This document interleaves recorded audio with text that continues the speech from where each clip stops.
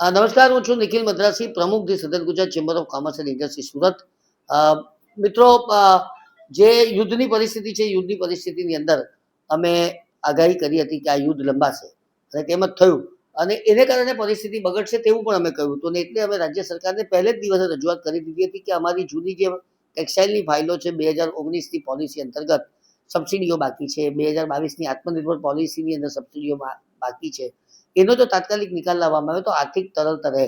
સરકારે અમારી આ વાત સાંભળી, એમણે આ વાતનો સ્વીકાર કર્યો અને મને જણાવતા આનંદ થાય છે કે ગુજરાત સરકારે લગભગ 4,500 ફાઇલો એક સાથે ક્લિયર કરી દીધી છે અને ₹1,000 કરોડની ઉપર આ સબસિડીના રૂપિયા હવે સૌના ખાતામાં જમા થશે. આમ થવાને કારણે આર્થિક તરલતા વધશે અને વર્તમાન જે ખરાબ પરિસ્થિતિ છે તેમાં આ ટેક્સટાઇલ ઉદ્યોગને સદ્ધર ટેકો પ્રાપ્ત થઈ રહેશે એવું મારું માનવું છે. યુદ્ધના કારણે જે સ્થિતિનું નિર્માણ થયું હતું એની અંદર સરકારશ્રી દ્વારા ગઈકાલે જે 1,000 કરોડનું જે પેકેજ જાહેર કર્યું છે, જે સબસિડી જે 2019-2022 આત્મનિર્ભર સબસિડીનું જે જાહેરાત કરી છે તેમાં માર્કેટ જીવંત થશે અને માર્કેટમાં યુદ્ધના કારણે જે સ્થિતિ નિર્માણ થઈ હતી, જે કારીગરો પોતાના વતન તરફ પરત જઈ રહ્યા હતા એ અટકી જશે અને જે 1,000 કરોડનું જે પેકેજ જે 2019 LT અને ST કનેક્શનની અંદર ₹2 અને ₹3ની જે સબસિડી હતી એ સબસિડી